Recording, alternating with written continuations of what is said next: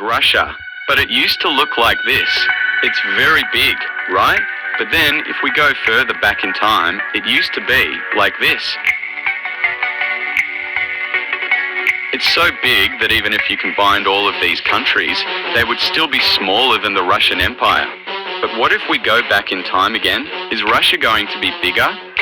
Well, here is what it looks like. I've already shown Russia to you. It's right here.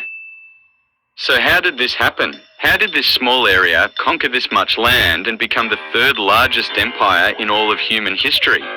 Well, to answer that question, we need to go back further in time to when this specific empire existed.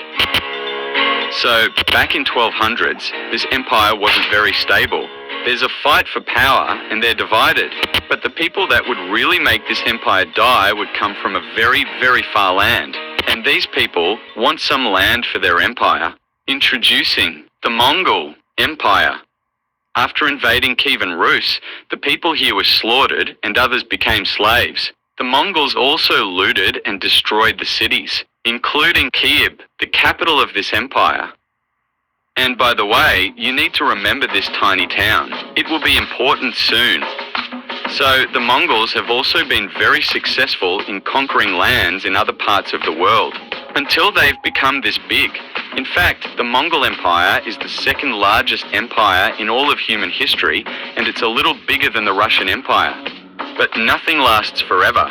In 1294, the empire split up because of wars over succession, and in the 14th century, the empire is starting to collapse. And this small, seemingly irrelevant town began to become powerful and rich because of trading fur and stuff. But they did not stop there. They began to expand and conquer neighboring cities. It's also important to note that they still need to give taxes and tributes to the Mongols. So they fought them, and finally, after 240 years, they eventually kicked them out of their territory. Because, they're now really powerful. And in the early 16th century, their territory looked like this. So, this empire gets its money from trade, especially trading furs. If they wanted to become richer, they'd need more furs, and if they needed more furs, they'd need more resources, and if they need more resources, they'd need more land. So when this very, very terrible guy came into power and became the first Tsar of Russia, he and his successors started to expand Russian territories into the land known as Siberia. But you might be asking yourself, how did the Russians invade this land and maintain it as theirs up to this day? Like, are there no revolts or resistance when this land is being invaded? Yes, there is neither resistance nor revolt. Well, if there's resistance, the Russians could probably just crush it. But how? Well, there are three factors as to how the Russians easily invaded and maintained this land for such a long period of time. 1. You might know that this huge land is very cold and kind of inhabitable. So when the Russians came to these areas, they either met no one or only a few people living there. 2. They peacefully negotiate with the locals. Remember that the culture of people living here in Siberia is very different from the culture of people living here in Moscow because, as you know, they're very far away from each other. So how did the Russians convince the people living here? Unlike many other empires, they respected the cultures and beliefs of the people living in their land. That's why there are also few to no revolts against Russia's rule in Siberia. 3.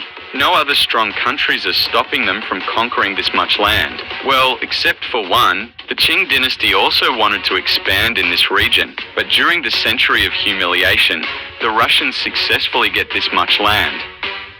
Russia also manages to conquer Alaska, but sells it to the United States of America 126 years later. The year is 1895, and the Russian Empire right now is very, very big. But nothing lasts forever.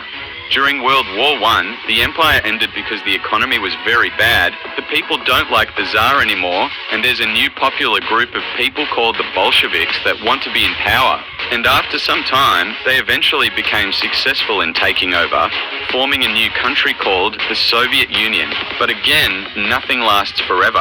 In 1991, the Soviet Union collapsed, and as a result, 15 new countries appeared, including this very huge country we all